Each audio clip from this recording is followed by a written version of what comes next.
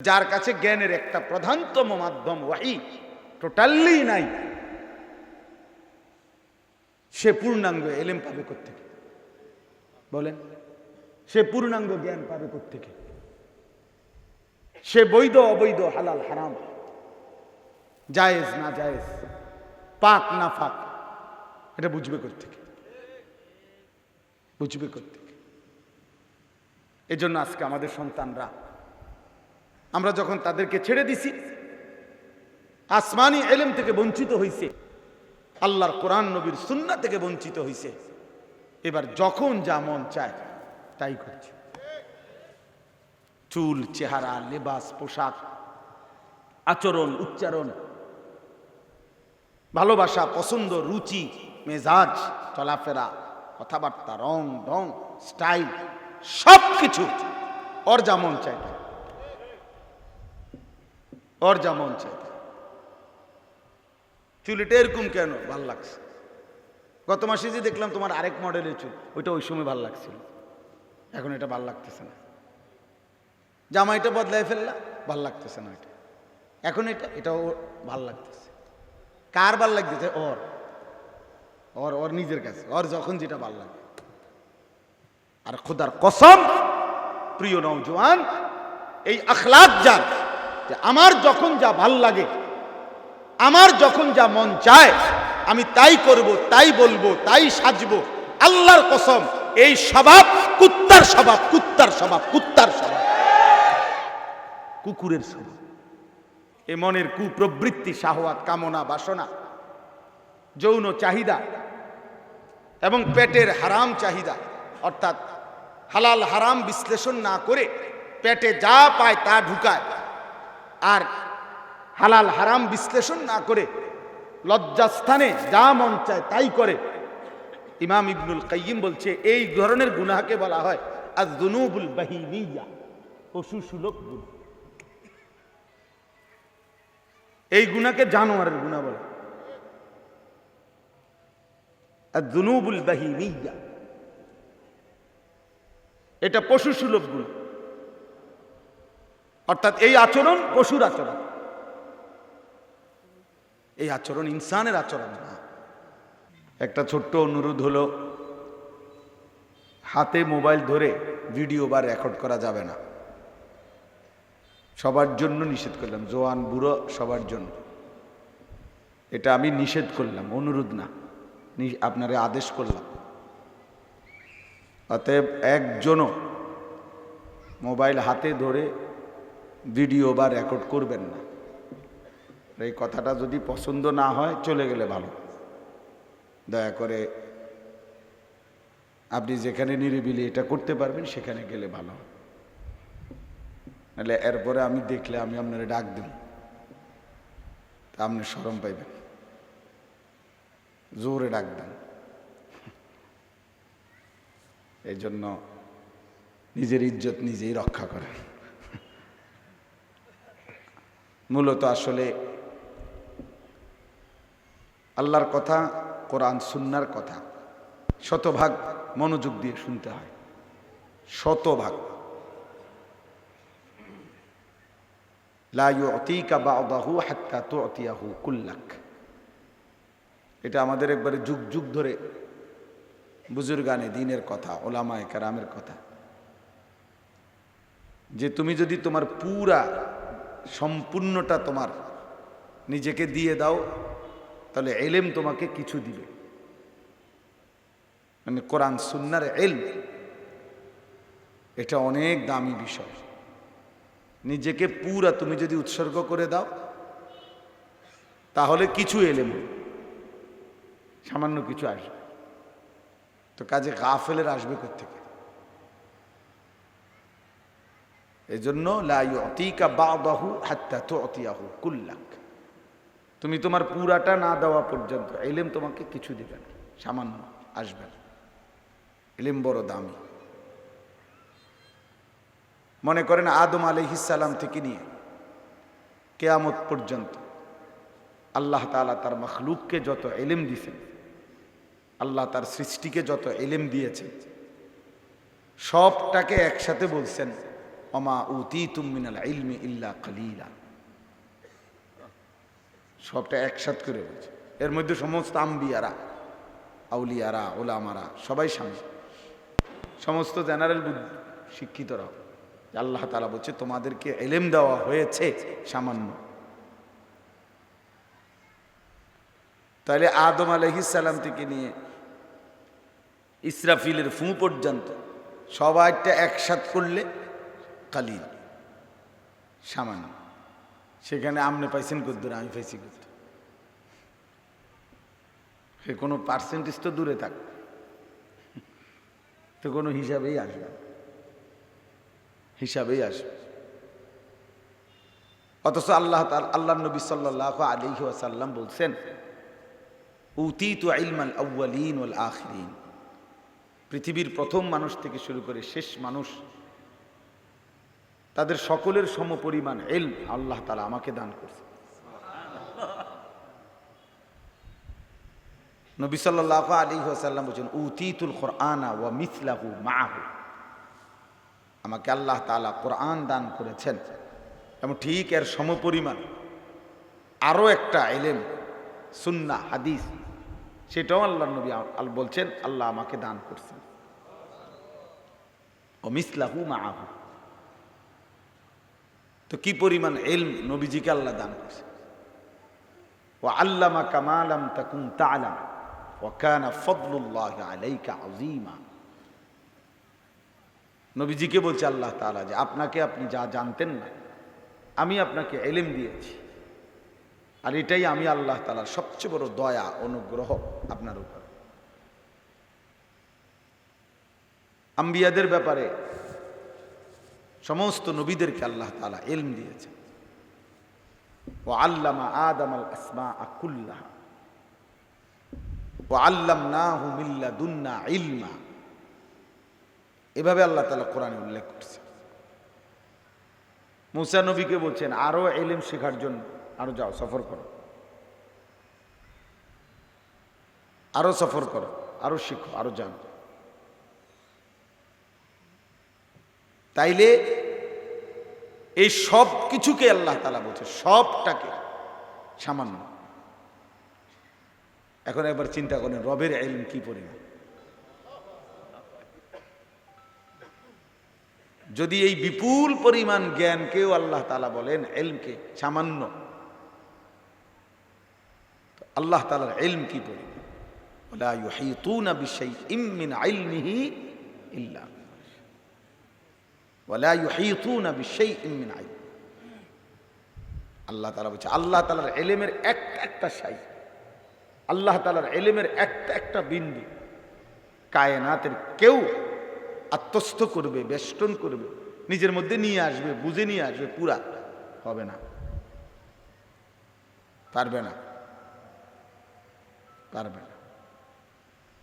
একটা ছোট্ট প্রাণী, মনে করেন একটা পিঁপড়া, একটা মশা, এইটার মধ্যে রব্বুল আলামিনের সৃষ্টির কি পরিমাণ, কুদরতের কি পরিমাণ কারিশমা আছে, পৃথিবীর সব গবেষক ইসরাফিল ফু পর্যন্ত গবেষণা করেও তারা যেখানে পৌঁছবে আল্লাহ তাআলা তাদেরকেও বলছে ওয়ালা ইউহিতুনা বিশাইইম মিন ইলমি। তোমরা এখনো পারো না, কিচ্ছুই করতে পারো না, তুমি বুঝতেই পারো না, এখনো আন্দাজে করতে ইল্লা বিমা শাআ। যাকে যেটুক চাইছি আমি একটু দিছি, শুধু সামান্য। পরিপূর্ণ ইলম, পূর্ণাঙ্গ ইলম রব্বুল আলামিনের কাছে। জন্য কোরআনুল কারীমের মধ্যে বারবার আপনারা তেলাওয়াত খেয়াল করলে শুনছেন ওয়া হুয়াস সামিউল আলিম ওয়া হুয়াল আলিমুল কাদির। আলিম আল্লাহ, তিনিই জানেন, ইলম তার কাছেই মূলত। এই জন্য বাপ সব সময় এটা মনে রাখবে, কোরআন সুন্নাহর ইলম মামুলি কোনো জ্ঞান না।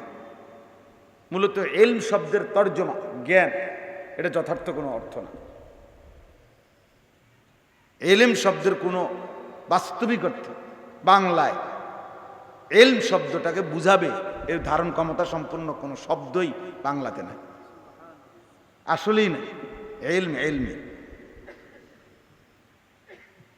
ইলম ইলমি। এটাকে বাংলায় বুঝাবে এমন কোনো শব্দই নাই, এমন কোনো শব্দ। আল ইলমু নূরুন মুক্তাবাসুন মিন মাসাবিহ মিশকাতিন নবুওয়া। সরওয়ারে দু আলম নবী সাল্লাল্লাহু আলাইহি ওয়াসাল্লামের 23 বছর টানা তার সিনা মুবারক থেকে যে আলো বের হয়েছে, জ্ঞানের যে উৎস বের হয়েছে, এটা ইলম। 23 বছরে রব্বে করিম মুহাম্মদ আরবি সাল্লাল্লাহু আলাইহি সাল্লামের উপরে যা কিছু নাজিল করেছেন, যা কিছু অন্তঃকরণে ঢেলে দিয়েছেন, জিব্রাইলের মাধ্যমে নাজিল করেছেন, এ সবটা ইলম। তার কোনো কুল কিনারা আসলেই নাই, আসলেই নাই।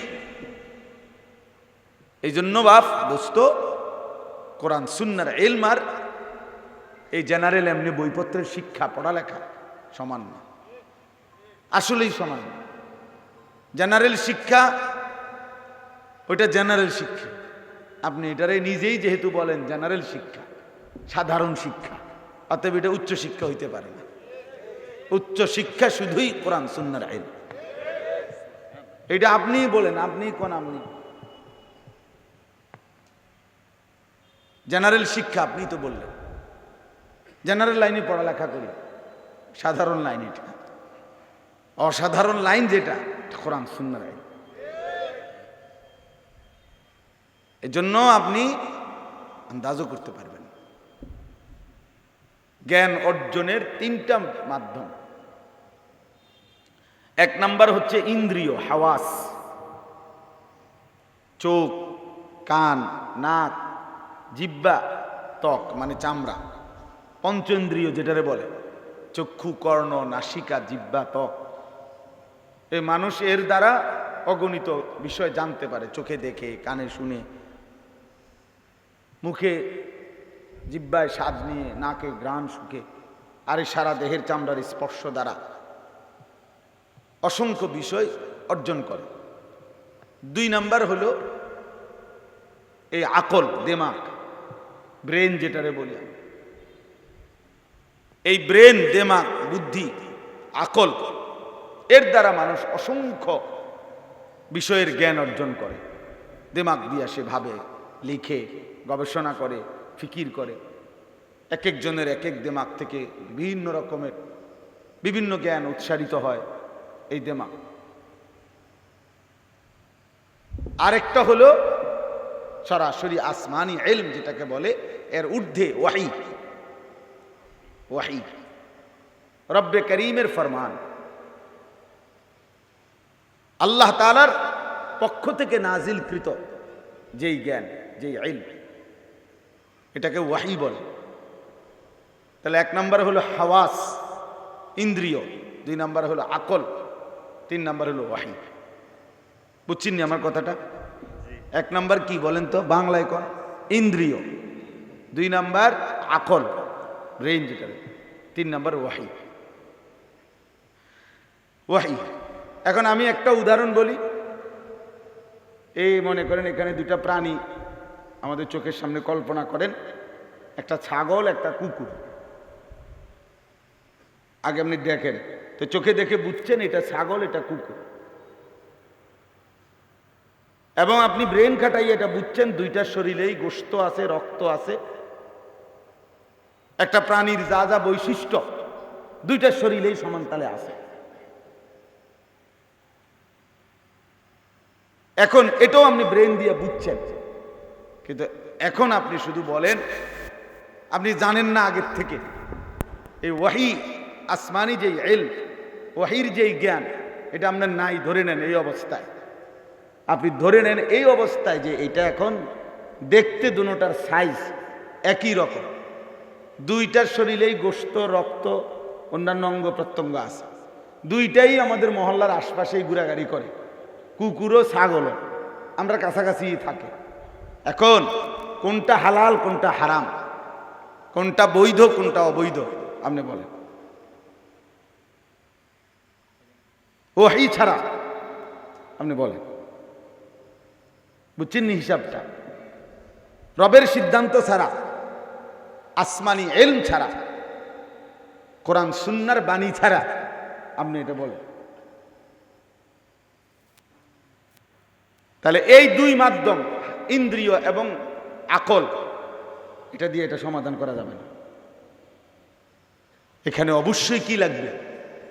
ওয়াহী লাগবে। কি লাগবে বলেন? ওয়াহী লাগবে, ওয়াহী লাগবে। এটারে বাদ দিলে দুটা বরাবরই মনে হয়। এই জন্য ইউরোপের বেঈমানদের কাছে গরু, ছাগল, শূকর বরাবর। এই জন্য তারা একদম স্বাভাবিকভাবে ন্যূনতম কোনো বিব্রত বোধ না করে শূকরের গোশত, শূকরের যাবতীয় আইটেম তারা খায়। এবং পৃথিবীর অত্যাধুনিক সেন্ট্রাল এসিওয়ালা খামারের মধ্যেই শূকর পালন করে, শূকরের ব্যবস্থাপনা করে, শূকরের গোশত খায়, শূকরের চর্বি, শূকরের দ্বারা যাবতীয় আইটেম তারা সেখান থেকে ব্যবহার করে, বক্ষণ করে। তাহলে তাদের কাছে ছাগল আর শূকরের মধ্যে পার্থক্য হলো না কেন? আসমানি ইলম, ওয়াহী নাই, ওয়াহীকে ধরে নাই। শুধু আকল আর ইন্দ্রিয়র দ্বারা তাদের কাছে দুইটার মধ্যে কোনো ব্যবধান মনে হয় না। এই জন্য তারা এটাকে স্বাভাবিক মনে করে। এই জন্য দোস্ত, পৃথিবীর সমস্ত জেনারেল, সারা পৃথিবীতে জেনারেল শিক্ষার যত শিক্ষাই আছে সবার কাছে ওই দুইটা তো আছে, ইন্দ্রিয় এবং আকল। কিন্তু আসমানি ওয়াহী না থাকার কারণে ওই জ্ঞান কোনোদিনও পূর্ণাঙ্গ হতে পারে না, পারে না, পারে না। দৈন্তার নাই কার না, কোনো মর্দিনান্য না, দৈন্তান্ন পারে না। কোরআন সুন্নাহর ইলম শ্রেষ্ঠ। নুরানির বাচ্চা দাম, হিফজ খানার বাচ্চা দাম, আসমানি ইলম যার কলিজায় এক বিন্দু এক বিন্দু ঢুকতেছে, ও দামি।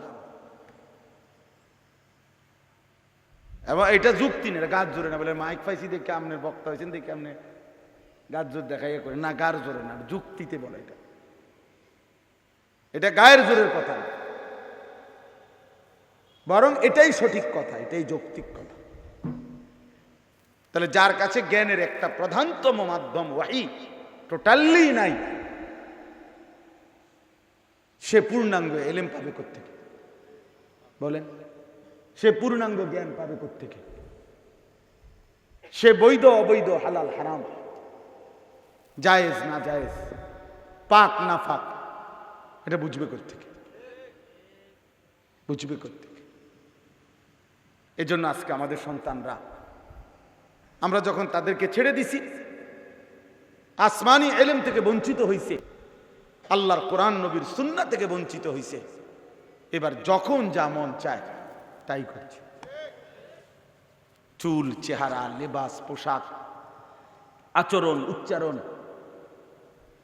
ভালোবাসা, পছন্দ, রুচি, মেজাজ, চলাফেরা, কথাবার্তা, রং ঢং, স্টাইল, সবকিছু ওর যা মন চায়, ওর যা মন চায়। চুলটা এরকম কেন? ভাল লাগছে। গত মাসে যে দেখলাম তোমার আরেক মডেলের চুল, ওইটা ওই সময় ভাল লাগছিল, এখন এটা ভাল লাগতেছে না। জামাইটা বদলায় ফেললা, ভাল লাগতেছে না এটা, এখন এটাও ভাল লাগতেছে। কার ভাল লাগতেছে? ওর ওর ওর নিজের কাছে, ওর যখন যেটা ভাল লাগে।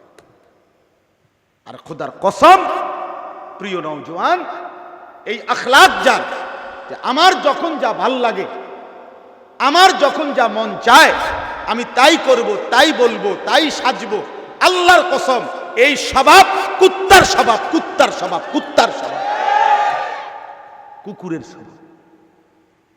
হ্যাঁ, কোরআন বলছি, কোরআন, কোরআন শরীফের আয়াত, ওয়াত্তাবা হাওয়াহু ফামাসালুহু কামাসালিল কালব। এখানে বাংলা আয়াত, আমার শায়েখ বলে যে বাংলায় যেন না দিলি, মানে এটা আর তর্জমা করবো কি তর্জমা করতে হয় না, বলে এটা সুন্নিদের মতে এক, কৌমিদের মতে আরেক, এমন কোন তর্জমা আছে এটাতে? ফামাসালুহু কামাসালিল কালব, আল্লাহ বলছে মনের চাহিদার অনুসরণ করেছে, ফলে তার উদাহরণ দৃষ্টান্ত কামাসালিল কালব, কুকুরের মতো। ওই জীবন জানোয়ারের জীবন, ওই জীবন কুকুরের জীবন। এই জন্য রবের সাথে যে সম্পর্ক হারা হয়, সে আর ইনসান থাকে না। মালিকের সাথে যার বন্ধন ছিটে যায়, সে আর মানুষ থাকে না, মানুষ থাকে না। ইমাম ইবনুল কাইয়িম আল জাওজিয়া রাহমাতুল্লাহ আলাইহি, ওনার একটা কাবায়েরের উপরে কিতাব আছে, কিতাবুল কাবায়ের। ওইখানে আছে, উনি বলছেন শাহওয়াত, এ মনের কুপ্রবৃত্তি, শাহওয়াত, কামনা, বাসনা, যৌন চাহিদা এবং পেটের হারাম চাহিদা, অর্থাৎ হালাল হারাম বিশ্লেষণ না করে পেটে যা পায় তা ঢুকায়, আর হালাল হারাম বিশ্লেষণ না করে লজ্জাস্থানে যা মন চায় তাই করে। ইমাম ইবনুল কাইয়িম বলছে এই ধরনের গুনাহকে বলা হয় আয-যুনুবুল বাহিমিয়া, পশুসুলভ গুনাহ। এই গুনাহকে জানোয়ারের গুনাহ বলে, আয-যুনুবুল বাহিমিয়া, এটা পশুসুলভ গুনাহ। অর্থাৎ এই আচরণ পশুর আচরণ, এই আচরণ ইনসানের আচরণ না। এই জন্য দোস্ত আমার, বন্ধু আমার, নওজোয়ান ভাইয়া, কার থেকে কি শিখতেছ ভেবে দেখো। পূর্ণাঙ্গ জ্ঞান কোরআনের মধ্যে, ইসলামের মধ্যে, রাসূলুল্লাহ সাল্লাল্লাহু আলাইহি সাল্লামের সুন্নাহর মধ্যে। কোনো একজন আলেম যদি হয়তো কারো সাথে তর্ক করে, যুক্তি দিয়ে, কারো বিতর্কে, কারো টকশোতে, কারো সাথে মুখোমুখি কথায় কোনো একজন হুজুর যদি কারো সাথে না পারে, কুলাইতে না পারে, তাই বলে কোরআন এবং সুন্নাহর আসমানি ইলম বৃথা হয়ে যায় না। এটা ওই হুজুরের ব্যক্তিগত দুর্বলতা হইতে পারে। এরকম দুনিয়ার ডাক্তারদেরও এমন অনেক আছে, কমপক্ষে 10 জন ডাক্তারের রোগটা ধরতে পারে নাই, পরে এর চাইতে বড় ডাক্তারের কাছে নিচার, উনি ঠিকই রোগ নির্ণয় করতে পারছে। কাজে ওই কয়েকজন ডাক্তারের ব্যক্তিগত দুর্বলতা হইতে পারে, এটা ইসলামের দুর্বলতা না, এটা কোরআনের দুর্বলতা না। এটা মনে রাখতে হবে, এটা মনে রাখতে হবে। আল্লাহ তাআলা কোরআনুল কারীমের মধ্যে বলছে মা ফাররাতনা ফিল কিতাবি মিন শাই। আমি রব্বুল আলামিন এই কোরআনের মধ্যে কোনো কিছুর আলোচনা ছেড়ে দেইনি। ওয়া নাযালনা আলাইকাল কিতাবা তিবয়ানান লিকুল্লি শাই। আল্লাহ তাআলা বলেন আপনার উপরে আমি কোরআন নাজিল করেছি বন্ধু, এর মধ্যে তিবয়ানান লিকুল্লি শাই, সব বিষয়ের বিস্তারিত বর্ণনা আছে। তাহলে জীবন চলার পথে ইসরাফিলের ফু পর্যন্ত এমন কোন বিষয়, এমন কোন প্রশ্ন, এমন কোন ঘটনা আল্লাহর জমিনে ঘটবে না, হবে না, যার সুস্পষ্ট নির্দেশনা, দিক নির্দেশনা কোরআনে নাই, এমন ঘটনা হবে না, এমন প্রশ্ন হতে পারে না। নবী সাল্লাল্লাহু আলাইহি ওয়াসাল্লাম বলছেন আনা লাকুম মিসলাল ওয়ালিদ ওয়া আল্লিমুকুম কুল্লা শাই। আমি তোমাদের পিতার মতো, আমি তোমাদেরকে সব কিছু শিখিয়ে যাব। নবী ওয়াদা করছেন ওয়া আল্লিমুকুম কুল্লা শাইইন, আমি তোমাদেরকে সমস্ত কিছু শেখাবো। তাহলে যেদিন সমস্ত কিছু শেখানো হয়েছে সেদিনই রব্বুল আলামিন বলছে আল ইয়াউমা আকমালতু লাকুম দীন, আমি বন্ধু দিন পূর্ণ করলাম, দিন পূর্ণ করলাম। এজন্য সুন্নাহর মধ্যে, হাদিসের মধ্যে নাই, নবী সাল্লাল্লাহু আলাইহি সাল্লামের জীবনে এমন কোনো দিক নির্দেশনা নাই, এমন কোনো প্রশ্ন, এমন কোনো ঘটনা হতেই পারে না, হতেই পারে না। কোরআন তিনি নাজিল করছেন, যিনি বলছেন ইয়ালামু মা বাইনা আইদিহিম ওয়া মা খালফাহুম। ওই মালিক কোরআন নাজিল করছে, যিনি বলছেন আমি পেছনের সবটাও জানি, সামনের সবটাও আমি জানি। যিনি ইসরাফিলের ফু পর্যন্ত কায়নাতের সব জানেন, তিনি অপূর্ণাঙ্গ কথা কেমনে নাজিল করবেন? আর পৃথিবীতে এই দাবি করার মতো যোগ্যতা অন্য কোনো সত্তার আছে? অন্য কারো কাছে আছে? অন্য কোনো কোম্পানি? তাহলে আল্লাহ তাআলার ইলমের সামনে, কোরআনের ইলমের সামনে সমকক্ষতার দাবি করা তো প্রশ্নই আসে। যাই হোক, কথাটা এমনি লম্বা করলাম। উদ্দেশ্য হলো এই কথা বুঝানো, আমরা প্রত্যেকেই প্রয়োজন পরিমাণ প্রতিনিয়ত উচিত কোরআন সুন্নাহর ইলম শিখতে চেষ্টা। সবাই মাদ্রাসায় পড়তে পারেন নাই তাই বলে আমার আর জানার কোনো প্রয়োজন নাই বা জানার কিছু নাই এমন না বাপ। আপনিও শিখতে পারেন, পড়তে পারেন, আপনিও আরো পড়েন। কোরআনুল কারীমের তেলাওয়াত করতে পারেন না, কোরআন শরীফ দেখে দেখেও পড়তে পারেন না, কোরআন শরীফের শুধু তর্জমাটুকু জানার কোনো চেষ্টা করলেন না। 30 বছর ধরে আলহামদুলিল্লাহ সূরা শুনেন, অথচ একবারও ভাবলেনও না কি বলতেছি।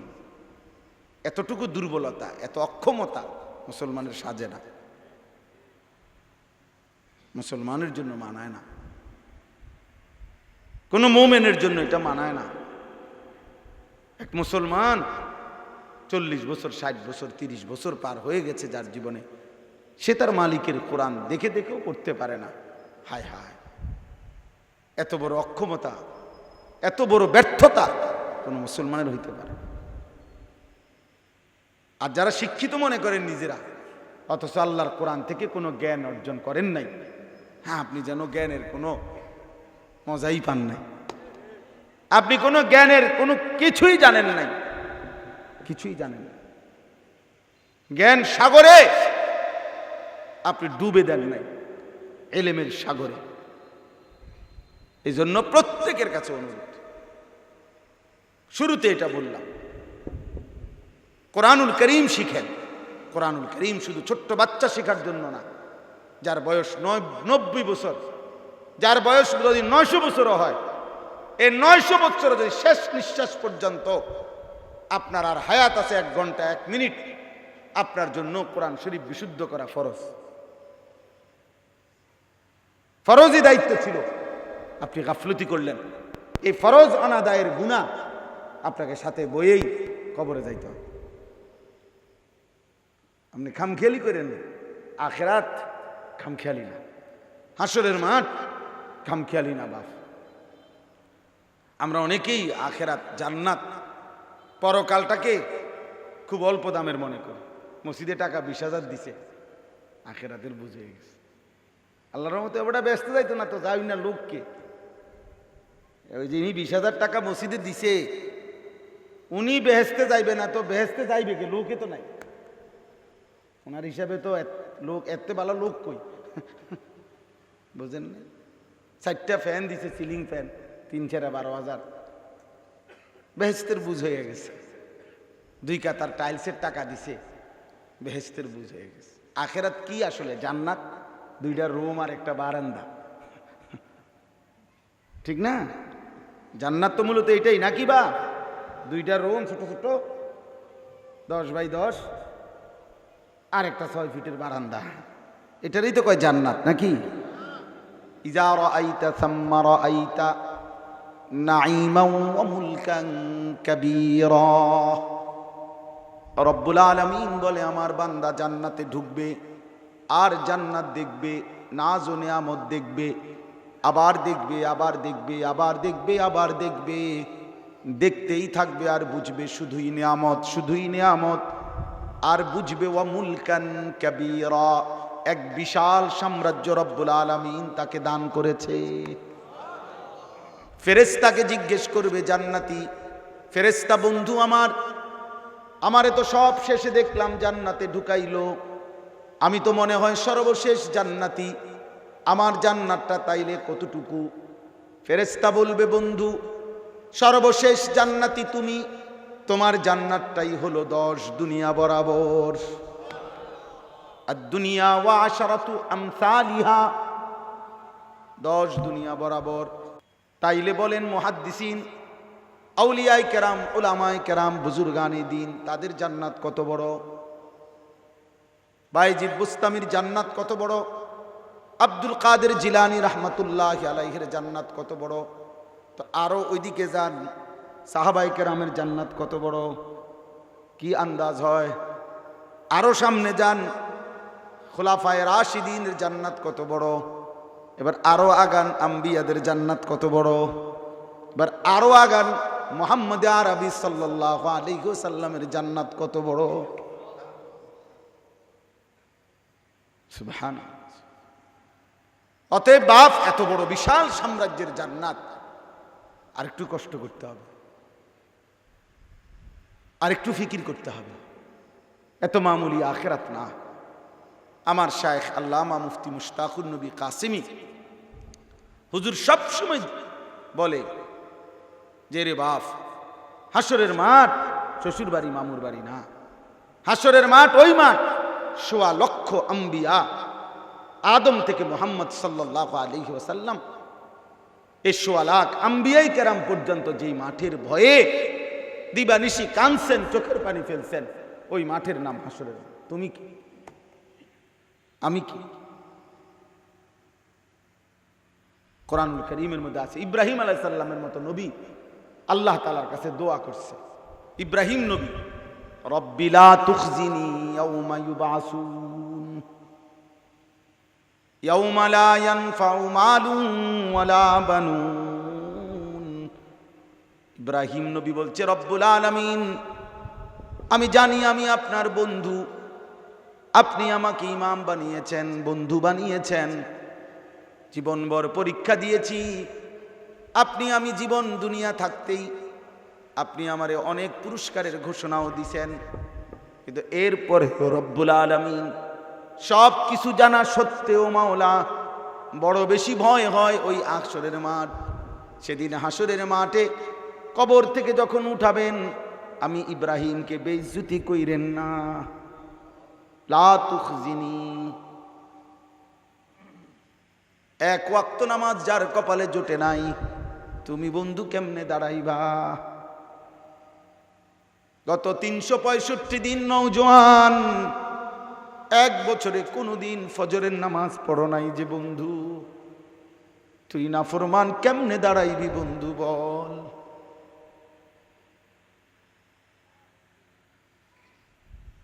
কেমনে দাঁড়াইবা বাপ?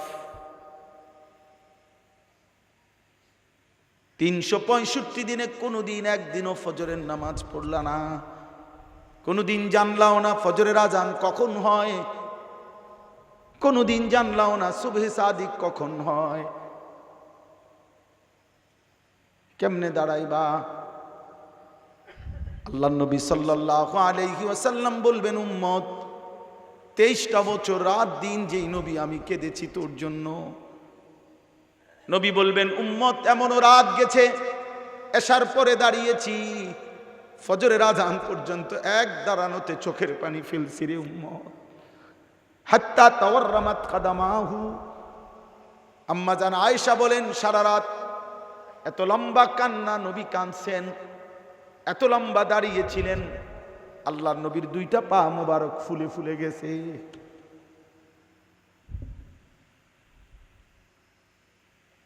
হযরত আয়েশা রাদিয়াল্লাহু তাআলা আনহা বলেন, এক দাঁড়ানোতে আল্লাহর নবী ফজরের আজান পর্যন্ত শুধু কাঁদছেন আর কাঁদছেন, আর একটাই কথাই শুধু বলছেন আল্লাহর কাছে, একটা দোয়াই করছেন নবী, উম্মতের জন্য দোয়া করছেন। কোরআনের আয়াত, ইন তুআযিবহুম ফাইন্নাহুম ইবাদুক ওয়া ইন তাগফির লাহুম ফাইন্নাকা আনতাল আজিজুল হাকীম।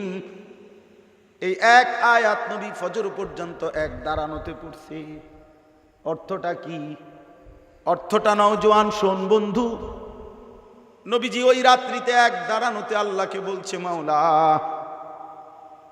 আমার উম্মত নিঃসন্দেহে গুনাহগার, নাফরমান, পাপী, আর গুনার কারণে যদি আপনি আযাব দেন, তাহলে আপনার বান্দা আপনি সৃষ্টি করেছেন, ফাইন্নাহুম ইবাদুক, আপনারই তো গোলাম, আপনি চাইলে শাস্তি তো দিতেই পারেন, আপনাকে বাধা দিবে কে?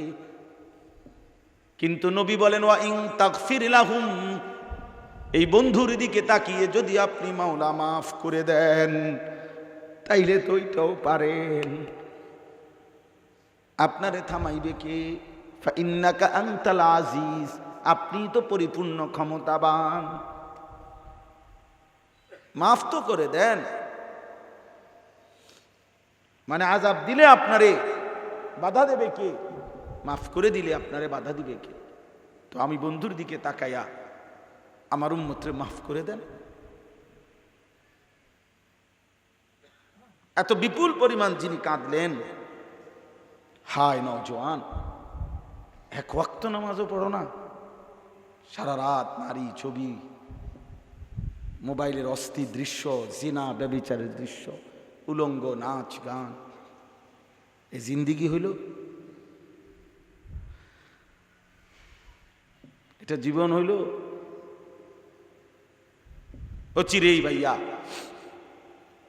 এই আধুনিকতা, এই প্রযুক্তি, মোবাইলের এই অত্যাধুনিক প্রযুক্তি সবই শেষ হয়ে যাবে, এগুলো হারায় যাবে। নতুন প্রযুক্তি আইসা এগুলারে ভুলাইয়া দিবে, পিছনে ফেলে দিবে।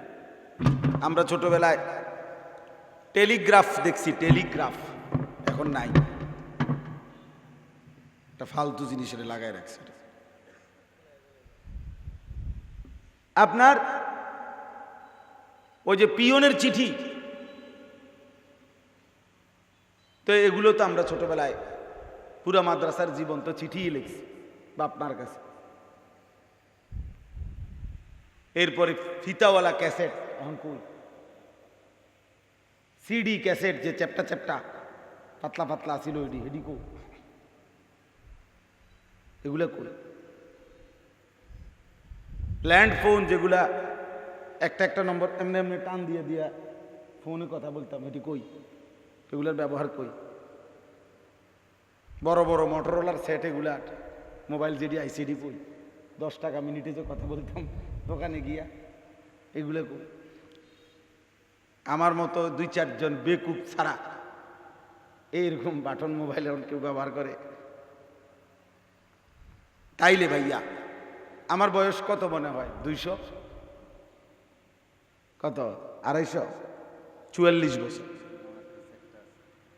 44 বছর, মাশাআল্লাহ 44 বছর, 81 সনে আমার জন্ম। তাহলে 44 বছরের ভিতরে যদি আমার চোখে দেখা এতগুলো প্রযুক্তি, এতগুলো আধুনিকতা হারিয়ে যায় যুবক, তাহলে আগামী 40 বছরে তোমাদের জীবন থেকেও এরকম অসংখ্য ফেসবুক ইউটিউবের পরে আরো এই চ্যাট জিপিটি, এই এআই সব হারায় যাবে, সব হারায় যাবে।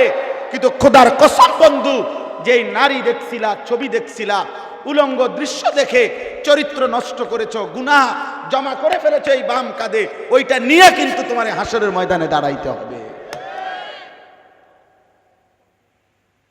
মোবাইল হারিয়ে যাবে কিন্তু তোমার আমল নামা হারাবে না, তোমার আমল নামা হারাবে না। তোমাকে দাঁড়াইতেই হবে। وكل إنسان ألزمناه طائره على عنقه في عنقه, কাঁধে ঝুলায় দেবো আমি, কাঁধে ঘাড়ে ঝুলায় দেবো। আল্লাহ বলছে তোর আমল নামা তোর কাঁধে ঝুলায় দেবো, তোর আমল নামা তোর কাঁধে ঝুলায় দেবো। ওয়াজাদু মা আমিলু হাদিরা, আল্লাহ বলছে বান্দা তুমি যা করেছো সব তোমার সামনে উপস্থিত দেখবা। ইয়াউমা তুবলাস সারাইর, কলিজার ভেতরের যেই গোপন কথাগুলো, কল্পনা জল্পনাগুলো, আল্লাহ বলে সেগুলো সেদিন খুলে দেওয়া হবে। হুসিলা মা ফিস সুদূর, অন্তরের ভেতরের যেগুলো সেগুলো খুলে দেওয়া হবে, সেগুলো খুলে দেওয়া হবে। এই জন্য দোস্ত আমার, বাপ আমার, চলেন জীবন বদলাই।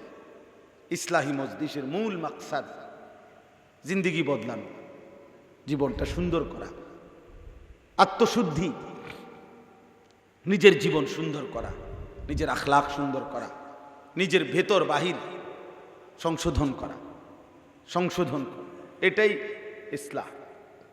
মূলত এক জমানা বুজুর্গরা যুগ যুগ ধরে ইসলাহ করতেন, শুধু আর্থিক ইসলাহ, ইসলাহে নফস। মানে ওনাদের হিসাবটা ছিল আগে যে বাহ্যিক অজু, নামাজ, গোসল, চুল, চেহারা, রুকু, সেজদা, তেলাওয়াত, এগুলো তো স্বাভাবিক একজন মুসলমান একেবারে কমনলি শিখে নিবে, বুঝে নিবে।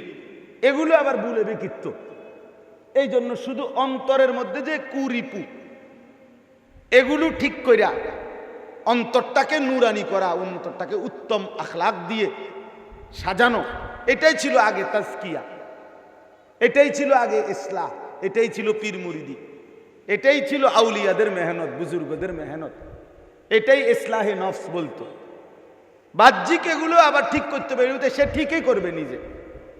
তার ওযু, নামাজ, গোসল, তার পাক নাফাক, তার মৌলিক ফরজ বিধান, তার মৌলিক হালাল হারাম, তার জিকির, তেলাওয়াত, রুকু, সেজদা, এটা তো সে ঠিক করবেই স্বাভাবিক।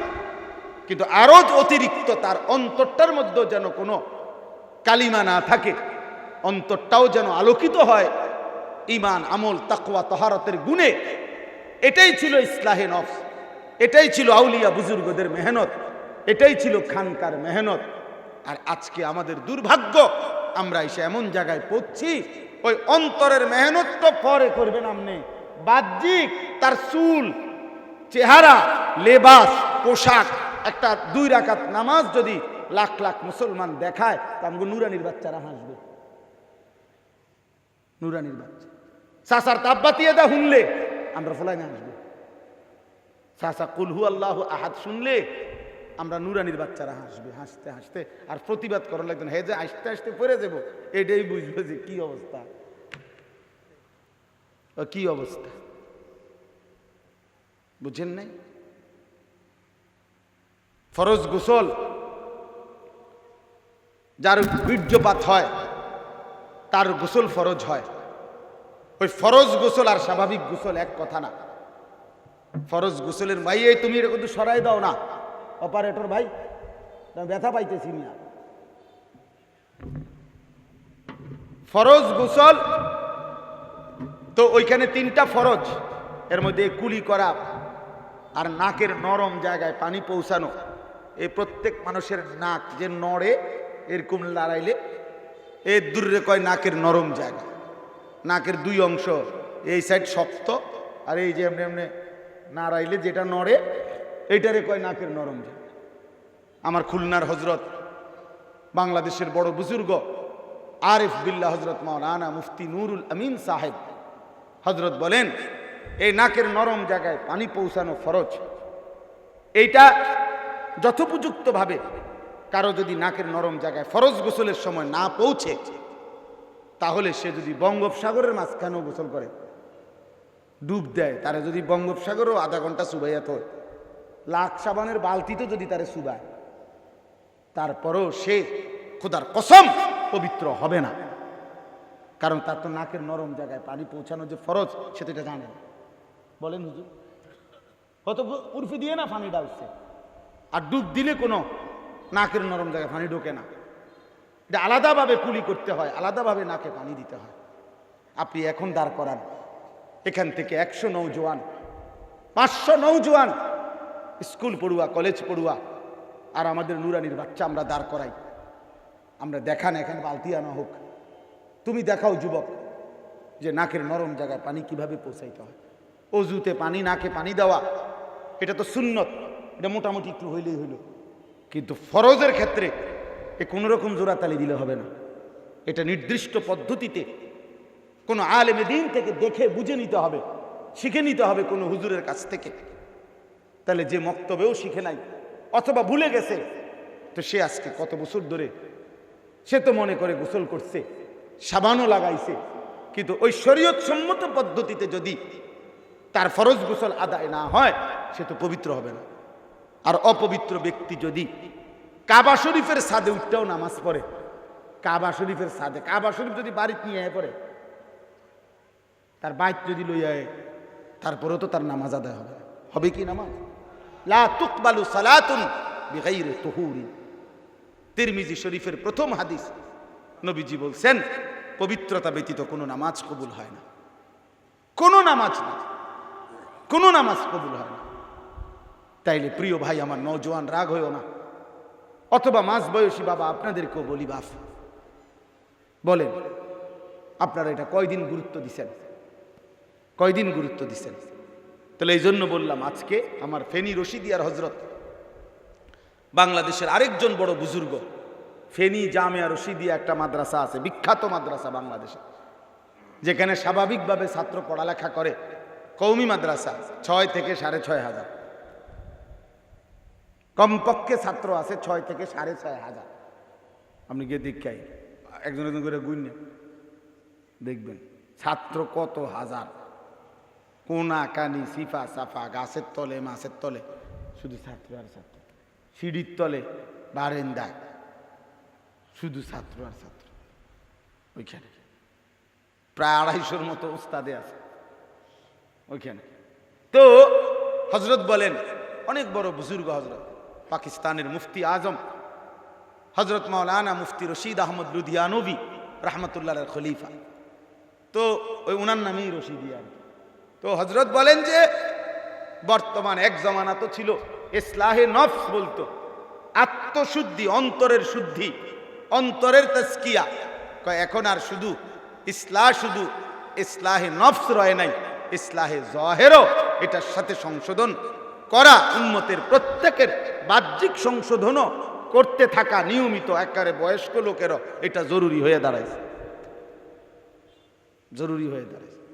চাচার রুকু হয় না, আপনি দেখেন, চাচার সেজদা হয় না, বুঝেন নাই কথাটা? আহা বেচারা প্রত্যেক ওয়াক্ত নামাজে আসে, উনি তো ভালো মানুষ, উনি তো নামাজে আসে, ও নামাজ তো পড়ে, কিন্তু যদি রুকু ফরজ এটা যদি ঠিকমতো আদায় না হয়, উনি হাসরের ময়দানে গিয়ে যদি টের পায় ওনার রুকুটা হয় নাই, কি হবে ওনার? হ্যাঁ, রুকুর থেকে সোজা হয়ে দাঁড়ানো ওয়াজিব, ওয়াজিব না? তো এখন উনি যদি সোজা হয়ে না দাঁড়ায়, মাথা একটু উড়াইয়াই যে নিচের দিকে জায়গা,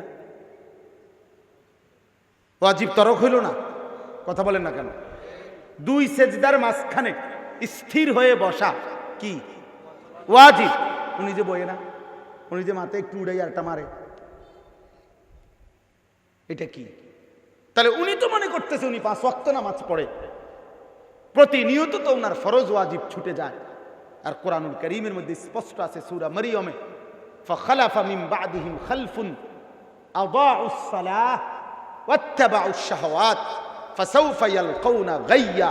আল্লাহ বলে মন্দ লোক, খালফুন মানে নিকৃষ্ট লোক, মন্দ লোক তারা যারা তাদের নামাজ নষ্ট করে এবং মনের ইচ্ছে, শাহওয়াতের, মনের চাহিদার অনুসরণ করে। আল্লাহ বলে জাহান্নামের সবচেয়ে ভয়ঙ্কর গর্ত, জাহান্নামের সবচেয়ে বেশি আযাব যেই গর্তে গাই, ওই গর্তে আমি তাদেরকে ছুঁড়ে মারব। এই নামাজ নষ্ট করে, আল্লাহর কসম এই আয়াতের তাফসিরে আছে, নামাজ নষ্ট করে মানে কি? নামাজ পড়ে না ওই ব্যক্তি না, বেনামাজি এখানে উদ্দেশ্যই না, বরং নামাজি ব্যক্তি উদ্দেশ্য। নামাজি ব্যক্তি 3টা আচরণ যে করে, সে নামাজ পড়েও নামাজ নষ্ট করে।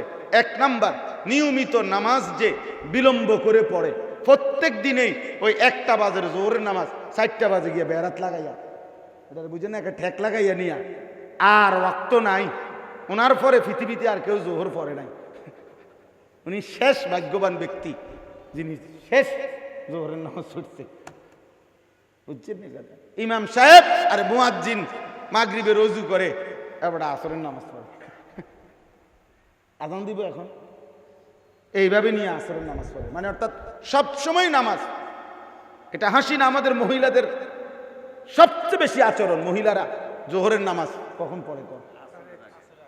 কি বলেন? মহিলাদের এটা কমন অভ্যাস। 1টা বাজে আজান দিলে বুড়ির মনে হয় রান্না বান্না সংসার, এরপরে ভাত রান্ধে, ডাল, করলা ভাজি, এরপরে আরো কি কি রয়েছে, ভর্তা কদ্দুর বাড়ে, এরপরে ছোট ফুল গোসল করাইছে, মাইয়াগারে গোসল করাইছে, গরু ছাগলের গাও ধোয়াইছে, তারপরে উড়ান ঝাড়ু দিছে, বাথরুমটির মধ্যে পানি দিয়ে দিছে, এরপরে উনি তন্ন তন্ন করে খুঁজছে, অত্র ইউনিয়নে আর কোনো কাজ নাই, এইবার গিয়া উনি জোহরের নামাজ পড়তে আসছে। বুঝেন নাই কথা? ইচ্ছা করে নামাজকে প্রতিনিয়ত কি করে? বিলম্ব করে, বিলম্ব করে, বিলম্ব করে। হ্যাঁ হ্যাঁ, এই হলো একটা। ওই ব্যক্তি নামাজ পড়েও নামাজকে নষ্ট করে। 2 নাম্বার, তাফসীরের মধ্যে আছে যে নামাজের ফরজ ওয়াজিব সুন্নাত, বিশেষ করে ফরজ ওয়াজিব ঠিক মতো আদায় করে না, অথচ নামাজ পড়ে, খোদার কসম সে নামাজ পড়া সত্ত্বেও নামাজ নষ্ট করে। 3 নাম্বার, যে নামাজ নিয়মিত জামাতে পড়ে না, জামাত ত্যাগ করে, যে নামাজের জামাত, সে নামাজকে নষ্ট করে।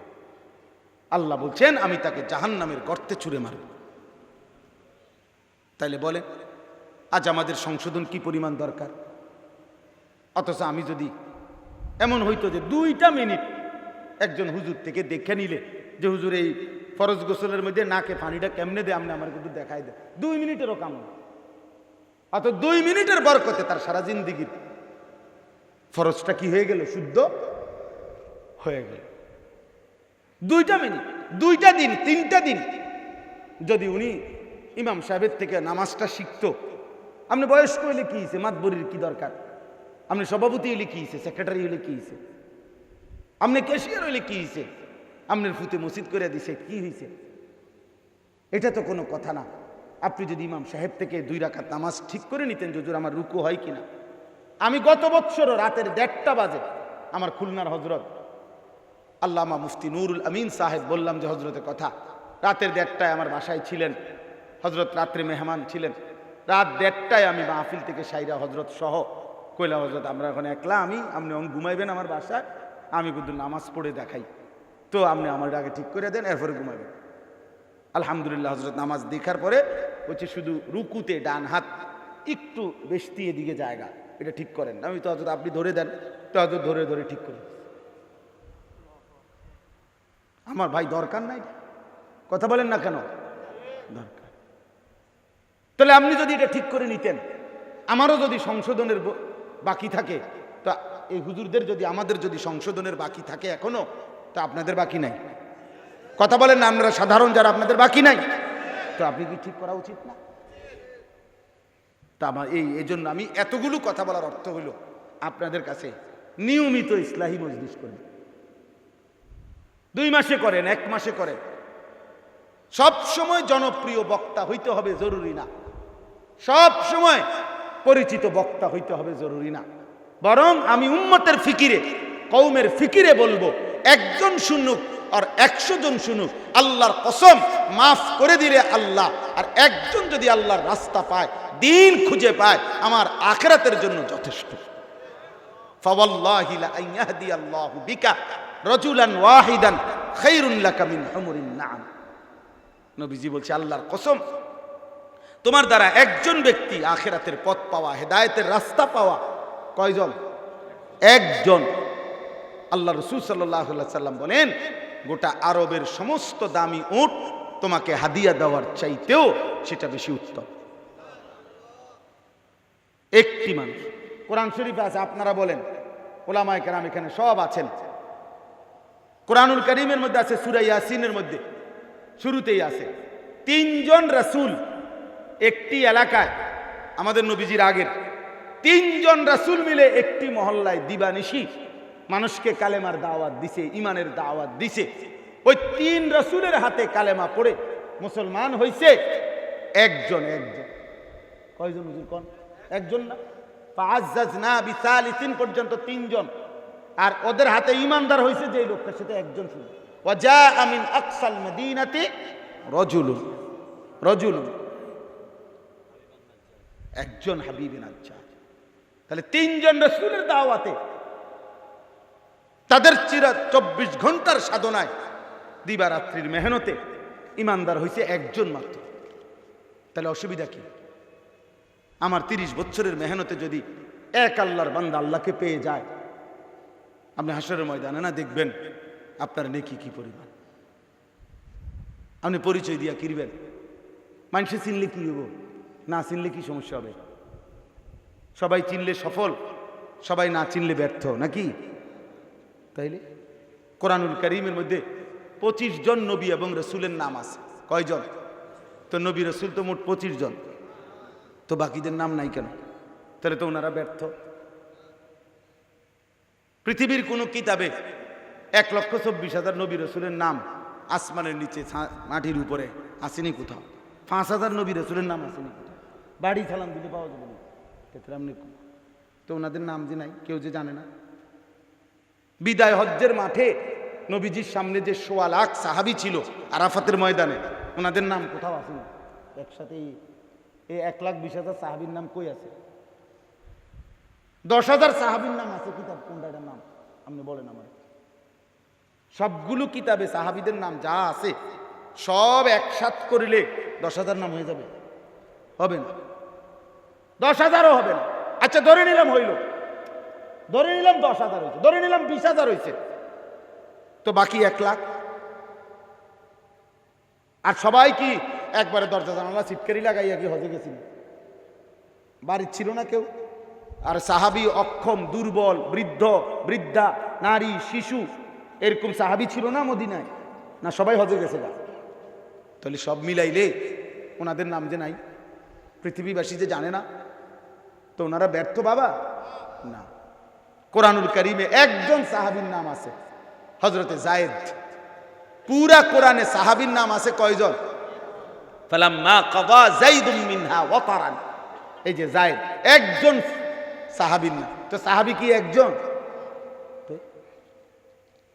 দয়া করে এই জন্য আমি অনেক ওলামায়ে কেরাম আছেন, আপনাদের কাছে আমার হাত জোড় করে অনুরোধ বাপ, ওলামায়ে কেরাম আপনাদের কাছে বিনীত অনুরোধ, আপনারা প্রত্যেকে নিজ নিজ জায়গায় উম্মতের ফিকির, কওমের ফিকির করবেন। আমার কথা শুনবো কে? একজনও শুনতো না? একজনই শুনুক, একজনও না শুনুক। ফেরিওয়ালা হইতে পারে 3 ঘন্টায় সে তার বলে গেছে, ফেরিওয়ালা 3 ঘন্টায় 10টা গল্লি দিয়ে ঢুকছে, তার মালের ঘোষণা দিতে দিতে হয়তো পারে 3 ঘন্টা একজন কাস্টমারও মেলে নাই, কিন্তু ফেরিওয়ালা তার আওয়াজ বন্ধ করে নাই। কি হতে পারে? গত 3 ঘন্টায় কি নাই? একজন কাস্টমারও পায় নাই সে। তাই বলে কি সে বলা বন্ধ করে দিছে? না, আমি বলেই যাব, বলতেই হবে আমাদেরকে। কওমের ফিকির করতে হবে, বলতেই হবে, বলতেই হবে। কখনো এদিকে কখনো ওইদিকে, কখনো একজন, কখনো 10 জন, কখনো রাতে, কখনো দিনে, কখনো একাকী, কখনো প্রকাশ্য, কখনো কম, কখনো বেশি, কখনো দাঁড়ে দাঁড়ে, কখনো দুয়ারে দুয়ারে। कभी अर्श पर, कभी फर्श पर, कभी उनके दर, कभी दर बदर। गमे आशिकी तेरा शुक्रिया, मैं कहां कहां से गुजर गया। कभी हो रास्तू में तन्हा, कभी हो गुरूद सहरा। मैं जुनू का हम सफर हो, मेरा कोई घर नहीं है। दाईर কোনো ঘর হয় না, উম্মতের দুয়ারি দাইর ঘর। আল্লাহর পথে যে ডাকে তার কোনো ঘর হয় না। উম্মতের দুয়ারে দুয়ারে সে ঘর, মানুষের দাঁড়ে দাঁড়িয়ে ঘুরবে। আর কেউ যদি আঘাত করে, বাধা দেয়, প্রতিবাদ করে, ঠাট্টা করে, বিদ্রুপ করে, প্রত্যাখ্যান করে, কোনো অসুবিধা নাই। গমে আশিকি তেরা শুকরিয়া, আল্লাহকে যেন সে বলে, এই মাওলা, তোমার পথে বারবার ধাক্কা খাইছি, ব্যথা পাইছি, তোমারে ভালোবাসতে গিয়ে, তোমার কথা বলতে গিয়ে, তেরা শুকরিয়া, তোমার শুকর মাওলা, তোমার পথেই তো এই আঘাতগুলো পাইছি। অসুবিধা কি? ইউজাহিদুনা ফি সাবিলিল্লাহ ওয়ালা ইয়াখাফুনা লাওমাতা লাইম। আল্লাহ বলছে আমার প্রিয় বান্দা কেমন হয় জানো? যে মৃত্যু পর্যন্ত আল্লাহর পথে জিহাদ করে, আর কখনোই সে কারো ঠাট্টা, ভৎসনা, তিরস্কারকে ভয় করে। তাহলে ইনশাআল্লাহ আমরা প্রত্যেকেই নিজ নিজ জায়গায় নিজের সংশোধন, আল্লাহর বান্দাদের সংশোধনের জন্য কম বেশি চেষ্টা করব তো ইনশাআল্লাহ। আমি বললে গেলাম সবাই, আর যদি কোনোদিন আসতে না পারি, আর যদি কোনোদিন দেখা না হয়, ভাব নওজোয়ান ভাই, তোমাদের কাছেও বললাম, ভাইয়া, প্রিয় ভাই আমার, নষ্ট হইও না বাপ, চরিত্রহীন হইও না। নারী দেখতে দেখতে, ছবি দেখতে দেখতে, উলঙ্গ নাচ দেখতে দেখতে, মোবাইলের এই আসক্তি একদিন খোদার কসম তোমারে জাহান্নামে ফেলে দিবে। অথবা দুনিয়াতেই তোমার এমন অন্ধকারে একদিন গিয়া থামবে তুমি, যেদিন পিছনের দিকে তাকায় দেখবা শরীর নাই, স্বাস্থ্য নাই, যৌবন নাই, শারীরিক সক্ষমতা নাই, বন্ধুরাও কেউ নাই, পৃথিবীবাসীও মুখ ফিরায় নিছে, আর আসমানওয়ালা রব তো আগেই মুখ ফিরায় রাখছে। তুমি তো তারে আগেই নারাজ করে রাখছো গুনাহ করতে করতে। একদিন এমনই হবে। এজন্য আমি এবং আমরা প্রত্যেকে ইনশাআল্লাহ নিজের ঈমান, নিজের আমল, নিজের আখলাক, নিজের চরিত্রের হেফাজত আরো বেশি করার চেষ্টা করব ইনশাআল্লাহ। আখলাকের হেফাজত দরকার। আজকে এই নওজোয়ান ছেলেরা বড় বেশি দিশেহারা, কি করছে এরা বুঝে না, কিছুই বুঝে না। অবুঝ সন্তানের মতো নিজের জান নিজেই দিয়ে দিচ্ছে, নিজেরে নিজে ইচ্ছা করে ধ্বংসের হাতে তুলে দিচ্ছে। আফসোসের ব্যাপার এটা, আফসোসের। আপনারা দেখছেন না, এই যে 4-5 দিন আগে ও কুষ্টিয়ায় 10টা ছেলে মোটর সাইকেল বাইক রেস দিতেছে। আহা, নিজেরাই লাইভ করতেছে নিজেদের মোবাইল, নিজেদের মোটর সাইকেলে। এই কিছুক্ষণের মধ্যেই আপনার পিকআপে বাড়ি খাইছে 2টা ছেলে, একদম টুকরা টুকরা হয়ে গেছে।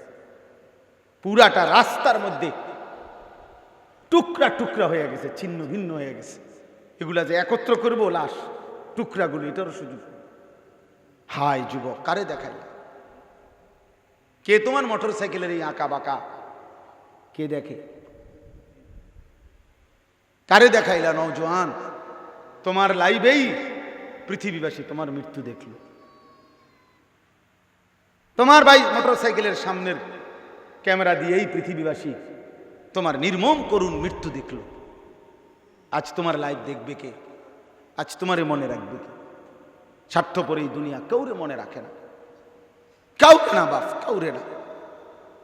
মাইলস্টোন স্কুল অ্যান্ড কলেজের ওই অবুঝ বাচ্চাগুলো যারা জীবন দিল, কই এখন আর তাদের আলোচনা আসেনি? আজকে 4-5 দিন, আজকে 1 সপ্তাহ। এই ঘটনা যে ঘটছে কয়দিন আগে, কথা মনে আসেনি আর কারো? কার হাতে সময় আছে? কার হাতে সময় আছে? স্বার্থপর এই দুনিয়া কাউরে মনে রাখে না। তোমারেও মনে রাখবে, তোমারেও মনে রাখবে।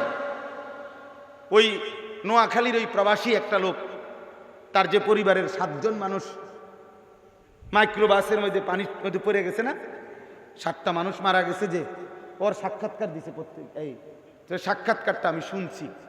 সেই সাক্ষাৎকারের মধ্যে কানতে কানতে এটা বলছে, কয় যে আমি কত চিৎকার করছি, কাকুতি মিনতি করছি, শত শত মানুষ এসে দাঁড়াইছে পুকুরের পারে, কিন্তু কোনো মানুষ আগাইল না। সবাই শুধু ভিডিও করলো, ছবি তুলল।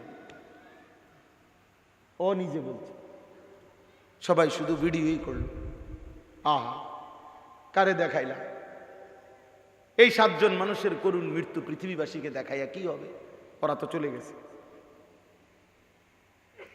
তো বলতেছে যে কোনো মানুষ আগাইলো না, ওরা শুধু ছবি তুলল। আল্লাহ আমাদেরকে হেফাজত করে, আল্লাহ আমাদেরকে হেফাজত করে। এই জন্য বাপ, আপনারা যারা উপার্জন করেন, আপনাদেরকেও বলি, এই ঘর বাড়ি, সোফা, খাট, পালং, ফার্নিচার, সত্য মিথ্যা, জায়েজ না জায়েজ, হালাল হারাম, সুদ ঘুষ কিস্তি, আল্লাহর নাফরমানি করে যে সম্পদ উপার্জন করে যে ঘর ফ্যামিলি সাজায় গেছেন, আল্লাহর কসম এরা আপনারে মনে রাখবে না, এরা আপনারে মনে রাখবে না। আপনি 20 বছর পরে কষ্ট করিয়া আপনি দূরে একটাবার শুধু ফেরেশতারে কইবেন, 20 বছর পরে কবরের থেকে, ভাই আমি সর্বোচ্চ 10টা মিনিট জামু আর আমু আমার ঘরের মধ্যে, আমার এই যে সোফা টোফা ডি কদূর আসেনি, এই শুধু দেখে আইসা পড়ুন। তুমি খেয়াল রাখো, তুমি মনে কিছু নিও না, আমি কোনো খানাও খাইতাম না, নাস্তাও করতাম না, জামু আর আমু। আপনি কুদুর দেখে যাইয়েন আইসা, 20 বছর পরে কবর থেকে আইসা দেখবেন আপনার ঘরে আপনি আমলের সেই ফার্নিচার কিচ্ছু না, এগুলো ফেলাই দিছে। এডি ওনার চলে না, এগুলো আর চলে না। আপন আমি আমার দাদার মৃত্যুর 12 বছর পরে আমার জ্যাঠারে বলছিলাম, জ্যাঠা আমনে তো দাদার বড় ছেলে, আমার দাদার বিরাট বাড়ি ছিল, জমি ছিল, ফসল ছিল, হালের বলদ ছিল, 12 কানি সম্পত্তি 160 শতকে আমগো অঞ্চলে এক কানি, আমাগো গ্রামে 160 শতক, বুঝছেন? এমন 12 কানি সম্পত্তি ছিল আমার দাদা।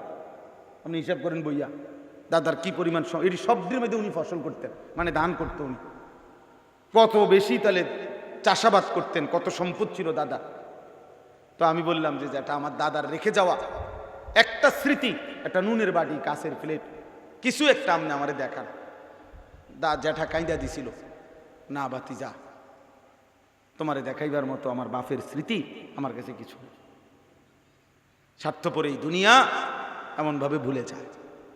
ওয়াল বাকিয়াতুস সালিহাত, ওয়াল বাকিয়াতুস সালিহাত, আল্লাহ বলছে বান্দা তোমার সেজদা বাকি থাকবে, তোমার দান, তোমার সাদাকা, তোমার জিকির, তোমার তেলাওয়াত, তোমার হারাম হালাল বেছে জীবন চলা, রাত গভীরে তাহাজ্জুদের সেজদা, আমি আল্লাহ তাআলা তোমার প্রতিটা বন্দিগি, প্রতিটা আমল একটা একটা গুণে গুণে আমি আল্লাহ তাআলা 100 শুধু তোমার প্রাপ্যটুকু না, আমার থেকে আরো অতিরিক্ত বাড়িয়ে আমি নিজ হাতে তোমার হাতে তুলে দেব। লিয়াজজিয়াকুমুল্লাহু আহসানা মা আমিলু ওয়া ইয়াজিদাহুম মিন ফাদলিহি, আল্লাহ বলে বান্দা তোমার প্রতিটা আমলের সর্বোত্তম বিনিময় আমি দিয়ে দেব। শুধু তোমার বিনিময় যা পেয়েছো তুমি 1/7, 1/10, 1/70, 1/700 এটুকু না, ওয়ায়াজিদাহুম মিন ফাদলিহি, তুমি যেটুকু পেয়েছো বান্দা আমি রব্বুল আলামিন এর উপরে আমার দয়ায় অনুগ্রহে আরো বাড়াইতে থাকবো। আমার শায়েখ আল্লামা মুফতি মুশতাকুন নবী বলেন, তুমি যদি বলো বান্দা আল্লাহ আপনি কতক্ষণ বাড়াইতে থাকবেন, রব্বুল আলামিন বলবেন আমি আছি যতক্ষণ বাড়াবো ততক্ষণ। এবার যদি বলেন মাওলা আপনি আছেন কতক্ষণ, রব্বুল আলামিন বলবেন আমি আছি সারাক্ষণ। কতক্ষণ? তিনি আছেন কতক্ষণ? আল্লাহ ঘুমায় কখন? আল্লাহ বিশ্রাম করে কখন? ঘুম যায় কখন? তন্দ্রা আসে কখন? অবসর নেয় কখন? ভুলে যায় কখন? ভুলে যায় কখন? কালকেও একজনরে বলছি যে চাচা উনি একটা বিষয় আমার কাছে আফসুস করছে, আপনি না আফসুস করেন না, মনে করেন এই মাদ্রাসার জন্য আপনি 50,000 টাকা দিছিলেন, একেবারে প্রয়োজনের মুহূর্তে, হতে পারে আজ 5 বছর পরে এই মাদ্রাসার কেউ আমনের নাম আর মনে রাখে নাই, চেনেও না আমনেরে, বা নামও নেয় না, মনে করেন ধরে নিলেন, অসুবিধাটা কি? যে আরশে আজিমের মালিকের জন্য দিছিলেন, যেই মালিকের সেই মালিক ভুলে যাবে? আরশের গায়ে যে নাম উঠছে সেটা কি মুছে যাবে? তো অসুবিধা কি? দুনিয়া ভুলে গেলে সমস্যা কি? সওয়াব তো হুজুরে দেয় না, কথা বলেন না কেন? সওয়াব কি মুহতামিম সাহেব নি দেয়? সওয়াব কি ইমাম সাহেব নি দেয়? তো অসুবিধা কি? তুমি ভুলে গেলে কি? ইমাম সাহেব ভুলে গেলে অসুবিধা কি? হুজুর সাহেব ভুলে গেলে সমস্যাটা কি? আমি যার জন্য দিয়েছি, লা ইয়াদিল্লু রাব্বি ওয়া লা ইয়ানসা, আল্লাহ বলেন আমি কখনোই পথ হারাই না, আমি কখনো ভুলেও যাই না। আল্লাহ আমাদেরকে বুঝ দান করেন। এবার এই তর্জমাটা বলি, শেষ, আরো আগেই শেষ করা উচিত। আল্লাহ তাআলা বলেন লা উকসিমু বিহাদাল বালাদ, আমি কসম করছি এই নগরীর, মানে মক্কা নগরীর।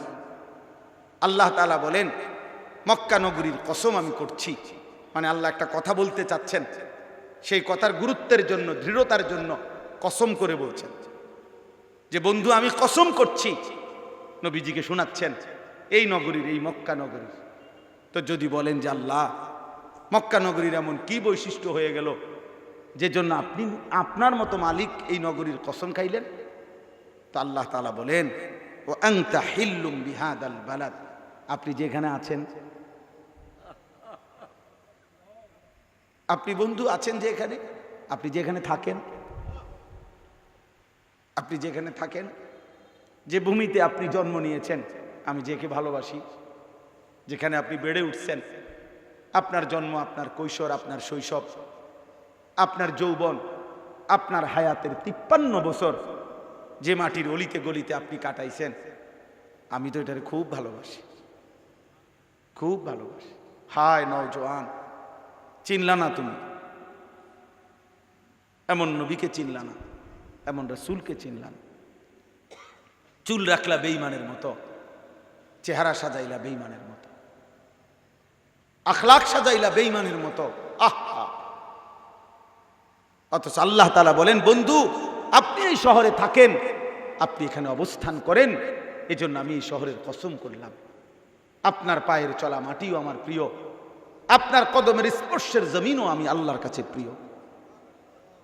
ওয়াদ-দুহা ওয়াল-লাইলি ইযা সাজা, এই সূরা আপনারা শুনছেন না? এই সূরার আরেকটা তরজমা, দুইটা তরজমা আছে, একটা তরজমা এটা।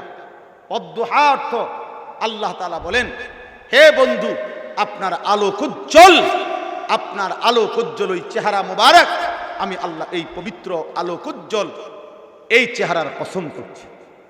এটা একটা তরজমা। ওয়াল-লাইলি ইযা সাজা, আল্লাহ বলছে এটার আরেকটা তাফসীর হলো যে ঘন কালো অন্ধকার যেমন, তো ঠিক আপনার এই সুন্দর আলোকোজ্জ্বল চেহারার সাথে মানানসই যে ঘন কালো চুল আপনার বাবরি, এই কালো ঘন চুল এটাও না আমি আল্লাহর কাছে খুব পছন্দ, যেন ওয়াল-লাইলি ইযা সাজা, আপনার ওই ঘন কালো চুলের কসম করছি বন্ধু। বন্ধুর চুলের কসম রব করেছে, বন্ধুর চেহারার কসম রব করেছে, আর সেই বন্ধুর চেহারা দাড়িওয়ালা ছিল যুবক, দাড়িওয়ালা, দাড়িওয়ালা, দাড়িওয়ালা ওই চেহারা রবের এত পছন্দ হইছে, রব কসম করেছে, কসম। নবী সাল্লাল্লাহু আলাইহি সাল্লামের বাবরি চুল, নবীজির চুল মুবারক এত পছন্দ হইছে রবের, রব কসম করেছে। অতএব চুল রাখো নবীজির মতো, দাড়ি রাখো রাসূলুল্লাহ সাল্লাল্লাহু আলাইহি সাল্লামের সুন্নাত মতো। আমি সেদিন এক কিতাবে পড়ছি, লিখছে কাপুরুষ স্ত্রীর ভালোবাসায় দাড়ি কাটে, বীর পুরুষ রাসূলের ভালোবাসায় দাড়ি রাখে। বাহ! আর একটা সুন্দর কথা লিখছে, যে এক দোয়া লিখছে, একটা বাংলা দোয়া, আমাদের এত ভালো লাগছে, যে এমন হে আল্লাহ আমারে দিও না এমন ঘুম যে কারণে ছুটে যায় আসসালাতু খায়রুম মিনান নাওম, এমন ঘুম দিও না মাওলা যে ঘুম ফজর ছুটে যায়, যে ঘুমে ফজর ছুটে যায়। আল্লাহ আমাদেরকে তৌফিক দান করেন। এজন্য নওজোয়ান ছেলে চুল বদলাও, যাদের সামনে ডানে বামে সামনে চুল, এই বড় ফ্যাশনেবল চুল, এগুলা যাদের চুল রাখছো, আমি আনিসুর রহমান চ্যালেঞ্জ করলাম, প্রিয় যুবক যাদের চুল তোমরা রাখছো এই ডানে বামে সামনে বড়, এই নতুন এই বিশ্রী মডেলের এই চুল, এগুলো আল্লাহর কসম আমি বললাম, চ্যালেঞ্জ করলাম, যাদের মডেল তুমি রাখছো তুমি তাদের খবর নাও, ওই সেলুনের যেগুলা টাঙ্গাইয়া তুইছে এগুলার খোঁজ খবর লাও, দেখবা এগুলা শুধু কাফের না, এগুলার বংশ জাত পরিচয় জন্মের কোনো পরিচয় নাই, নাই না যুবক, নাই, আমি বললাম নাই, ওদের কোনো বংশ পরিচয় নাই। এজন্য হারাম সন্তানের, অবৈধ সন্তানের, জারজ সন্তানের আখলাক, কোন মুসলমান তোর রক্তে যদি মায়ের পবিত্র দুধ থাকে, ইমানদার মার যদি দুধ খায় থাকো, কোন ওই কাফের বেঈমানের মতো তুমি সাজতে পারো না। বেটা তুই মায়ের অপমান করিস না, তোর মাকে বেইজ্জতি করিস না। বাপ তোর মা তোরে 2 বছর দুধ খাওয়াইছে ওই বেঈমানের অনুসরণ করার জন্য। এক পবিত্র মা তোরে 2 বছর দুধ খাওয়াইছে, আজ 16 বছর বয়সে সারা রাত নারীর ছবি দেখার জন্য না। এক বাবা তার মাথার ঘাম পায়ে ফেলে কষ্ট করে তিল তিল করে একটা একটা টাকা রোজগার করে তিল তিল করে তোমার পিছনে খরচ করছে, তুমি বুঝি 18 বছর বয়সে দিন রাত শুধু নারী দেখবা, ছবি দেখবা, উলঙ্গ দৃশ্য দেখবা, একটা সেজদা দিবা না আল্লাহকে। এই জন্যে বাপ, এটা বুঝি ইনসাফ হইতে পারে? মানুষ বুঝি এত বিবেকহীন হয়, মানুষ এত পাষাণ কেমনে হয়? আল্লাহ আমাদেরকে হেফাজত করেন। আল্লাহ তাআলা বলেন, ওয়ালিদিন ওয়া মা ওয়ালাদ, আমি কসম করছি আদমের, আমি কসম করছি আদমের সকল সন্তানের। লাকাদ খালাকনাল ইনসানা ফি কাবাদ, একটার পর একটা কষ্ট, একটার পর একটা কষ্টের ধাপ অতিক্রম করেই আমি আল্লাহ তাআলা মানুষকে সৃষ্টি করেছি। মানুষের জীবনের শুরু থেকে নিয়ে প্রত্যেক ধাপেই আমি তাকে কিছু না কিছু কষ্ট দিয়েছি। প্রতিটা কষ্টের ধাপ অতিক্রম করে করে আমি আল্লাহ তাআলা মানুষকে এই পর্যন্ত এনেছি। এরপরে আল্লাহ যেন বলে যে বান্দা, সেই মায়ের জরায়ুতে থাকার কষ্ট, মায়ের পেট থেকে বের হওয়ার কষ্ট, এরপরে 2 বছরের দুধ পান করার কষ্ট, দুধ ছাড়াইবার কষ্ট, এভাবে তিল তিল করে ছোট্ট দুর্বল শরীরটাকে নিরাপদ রাখার কষ্ট, এভাবে তিল তিল তিল তিল করে আমি আজ তোমাকে 16 বছর পর্যন্ত বয়সে আনলাম। আজ তুমি আমারে চেনো না? আজ তুমি আমারে চেনো না? আজ 18 বছর বয়স পর্যন্ত তুমি ভুলে গেছো? 18 আজকে এক বাচ্চা আমি কোলে নিছি, 6 মাসের বাচ্চা, তাকাই ছিলাম, হায় বাচ্চা তো নড়েও না, ছোট ছোট হাত, পিচি পিচি হাত, ছোট ছোট কান। তো এই বাচ্চা রব তাকে প্রতি মুহূর্তে লালন করছে, পালন করছে। কান্না ছাড়া যার কাছে অন্য কোনো পুঁজি নাই, যে তার সমস্ত চাহিদা প্রয়োজন পূরণ করে কান্না দিয়ে, আল্লাহ তাআলা বলেন সেই আমি তোকে এভাবে তিল তিল করে বান্দা বড় করলাম। আমি 18 বছর, 16 বছর, 20 বছরে আনলাম। আজ আমারে চেনো না? আজ একটা দিন চলে যায় 24 ঘন্টা, একবারও জবান দিয়ে আমি মালিকের নাম নেও না। আজ একটা লম্বা দিন পার হয়ে যায়, একটা সেজদাও আমারে দেও না। তো আল্লাহ বলছে ঠিক আছে, শোনো, আয়াহসাবু আল্লান ইয়াকদিরা আলাইহি আহাদ, তুমি কি এই ভেবেছো বান্দা যে তোমার উপরে কারো কোনো ক্ষমতা নাই? না, কি মনে করছো? তুমি কি ভেবেছ তোমার উপরে কারো কোনো ক্ষমতা নাই? কথা বলেন না আছে? বলে না ভাইয়া আছে? এই নওজোয়ান বলো না, আয়াহসাবু আল্লান ইয়াকদিরা আলাইহি আহাদ ইয়াকুলু আহলাকতু মালাল লুবাদা।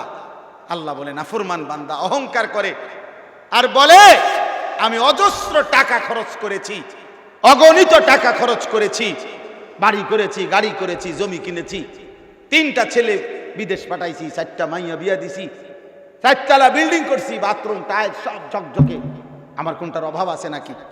আল্লাহ তাআলা বলেন আয়াহসাবু আল্লাম ইয়ারাহু আহাদ, সে কি এই ভেবেছে তাকে কেউ দেখে না? না, তাকে কেউ দেখে না? আমি দেখি নাই হালাল কোনটা, হারাম কোনটা, জায়েজ কোনটা, না জায়েজ কোনটা, আমি জানি না? আলাম নাজআল লাহু আইনাইন। এবার রব্বুল আলামিন বলে আমি কি তোমাকে 2টা চোখ দেই নাই?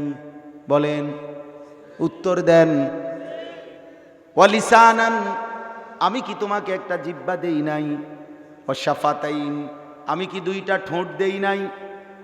ওয়া হাদাইনাহুন নাজদাইন, আমি আল্লাহই তো চলার 2টা পথ বলে দিয়েছি, এটা উত্তম, এটা অধম, এটা উচিত, এটা অনুচিত, এটা হক, এটা বাতিল, এটা জায়েজ, এটা না জায়েজ, এটা হালাল, এটা হারাম, এটা করণীয়, এটা বর্জনীয়, সবই তো আমি ইন্তজাম করেছি।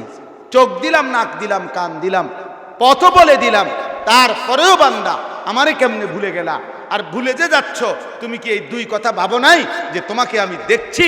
তুমি কি এটা ভাবো না তোমার উপরে আমার পূর্ণ ক্ষমতা আছে? আমি যদি মাথার তুললে আছাড় দেই, কথা বলে না, আমি যদি মাথার তুললে আছাড় দেই তখন কি করবা? আমি সুস্থ রাখলেই তো সুস্থ থাকা। আল্লাহ যদি সুস্থ না রাখে, সুস্থ থাকার কোনো সুযোগ আছে তো? হ্যাঁ, ওই মাইলস্টোনের অভিভাবকরা তো গেট পর্যন্ত বাচ্চা দিয়া যায়, প্রতিদিন দিয়া যাইতো। ওরা জানে যে স্কুলের ভিতরে ঢুকাই দিলে নিরাপদ, কারণ রাস্তায় অ্যাক্সিডেন্ট হইতে পারে, এই জন্য অভিভাবক এসে বাচ্চা করে দিয়া যাইতো। আবার ওই 1টা বাজে, 2টা বাজে, গেট থেকেই অভিভাবক আইসা বাচ্চা নিয়ে যায়। মাইলস্টোন একটি দামি স্কুল আপনার, তাইলে গেটে দিয়ে যায়, গেট থেকে নিয়ে যায়। কলিজার মধ্যে অভিভাবকের ভাবনা তো এটাই ছিল যে ভিতরে নিরাপদ। রব্বুল আলামিন আরশ আজিম থেকে বলছে না না, আমি নিরাপদ রাখলে নিরাপদ, আমি নিরাপদ না রাখলে নিরাপদ। সিসি ক্যামেরায় নিরাপদ না, দারোয়ানে নিরাপদ না, নিরাপদ কি? আমি আল্লাহর হাতে। এই জন্য বাপ চলেন ফিরে আসি। আল্লাহর নাফরমানি ছেড়ে দেই, গুনাহ ছেড়ে দেই, আল্লাহকে সেজদা করি। আল্লাহ আমাদেরকে তৌফিক দান করেন। জীবনটা রাসূলুল্লাহ সাল্লাল্লাহু আলাইহি সাল্লামের রঙে সাজাই। আল্লাহ আমাদেরকে তৌফিক দান করেন। আমি আমার বাংলাদেশের দুইজন বুজুর্গ, আমি ওনাদের এই দুইটা কিতাব বিক্রি করি, ইচ্ছা করে বিক্রি করি যে কোনো আল্লাহর বান্দার যেন উপকার হয়। একটা কিতাব আমাদের বাংলাদেশের একজন অন্যতম বুজুর্গ, গাজীপুর কাপাসিয়ার হজরত অধ্যক্ষ মিজানুর রহমান চৌধুরী, অনেক বড় বুজুর্গ তিনি, এই ওনার লিখিত তালিমুস সুন্নাহ, মানে একজন মুসলমানের জীবনে রাসূলুল্লাহ সাল্লাল্লাহু আলাইহি সাল্লামের সুন্নাতের একেবারে বিন্দু বিসর্গ যা দরকার, মুকাম্মাল, পূর্ণাঙ্গ, প্রামাণ্য, দলিল সমৃদ্ধ একটি বাংলা ভাষায় লিখিত কিতাব। মানে এত বেশি পরিমাণ সুন্নাতের আলোচনা পূর্ণাঙ্গ আমার জানা মতে বাংলা ভাষায় আর কোনো কিতাবে নেই।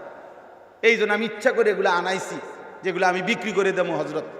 হজরত অনেক দোয়া করছেন, শুনছেন। তে এই বইটা 350 টাকা, ও আমার গাড়িতে পাওয়া যাবে।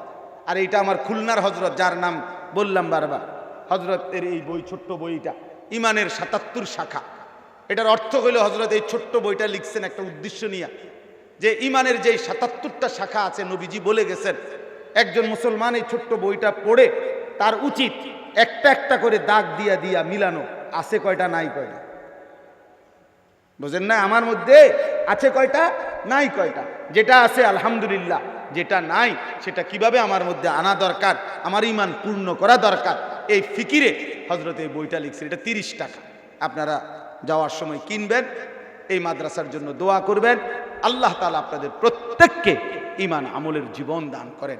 সারা বাংলাদেশে অসংখ্য মাদ্রাসা আলহামদুলিল্লাহ ওলামায়ে কেরামের মেহনতে চলতেছে, আপনাদের ভালোবাসা নিয়েই চলতেছে। যেখানেই দ্বীনি মাদ্রাসা, আপনারা জান দিয়ে, মাল দিয়ে, আর্থিক সহযোগিতা দিয়ে অংশগ্রহণ করার চেষ্টা করবেন। আমার শায়েখ আল্লামা মুফতি মুশতাকুন নবী সাহেব বলে, একটি মাদ্রাসা মহল্লাবাসীর কাছে 3টা জিনিস চায়। কয়টা জিনিস? 1 দোয়া, 1 2 আতফাল, সন্তান, 3 আমওয়াল, দান সদাকা। এই 3 জিনিস মহল্লাবাসীর কাছে মাদ্রাসা চায়। দোয়া চায় আপনাদের সন্তান চায়, আপনাদের দান সদাকা চায়।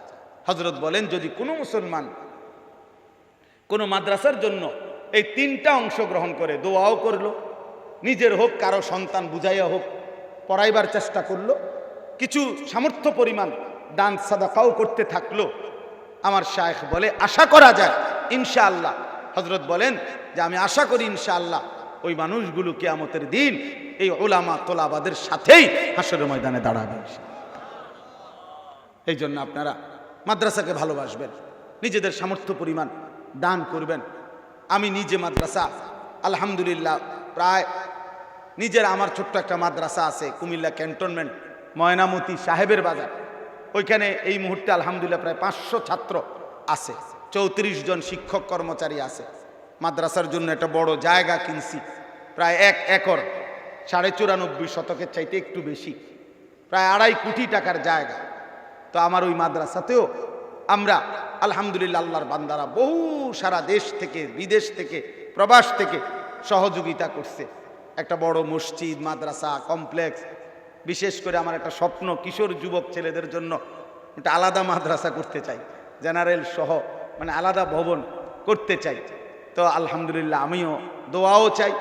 আমার ওই মাদ্রাসাতেও আমরা এক নামাজের মুসল্লা পরিমাণ জায়গার দাম 4200 টাকা। যদি কারো মন চায়, সুযোগ থাকলে আমাদের মাদ্রাসার ওই জায়গাতেও আপনারা শরিক হয়েন। আশেপাশের সমস্ত মাদ্রাসায়, তিনখানায় বেশি বেশি, কম হোক বেশি হোক, দান করবেন। আল্লাহ তাআলা আপনাদেরকে তৌফিক দেন, কবুল করেন। ভালোবাসার সব আয়োজনে আল্লাহ তাআলা উত্তমভাবে বরকত দান করেন। আমাদের প্রিয় ভাই মুশফিক বিন জামাল, আল্লাহ তাআলা তার জবানে, তার এই সুন্দর আওয়াজে আল্লাহ তাআলা বরকত দান করেন, আমিন। মাশাআল্লাহ, ও রিসিভ দিবে, ধরো, আল্লাহ কবুল করেন। আলহামদুলিল্লাহ। আর কোনো কথা? আলহামদুলিল্লাহ। না, আমি প্রশ্ন উত্তর দিই না, আমি প্রশ্ন উত্তর দিতে জানি না।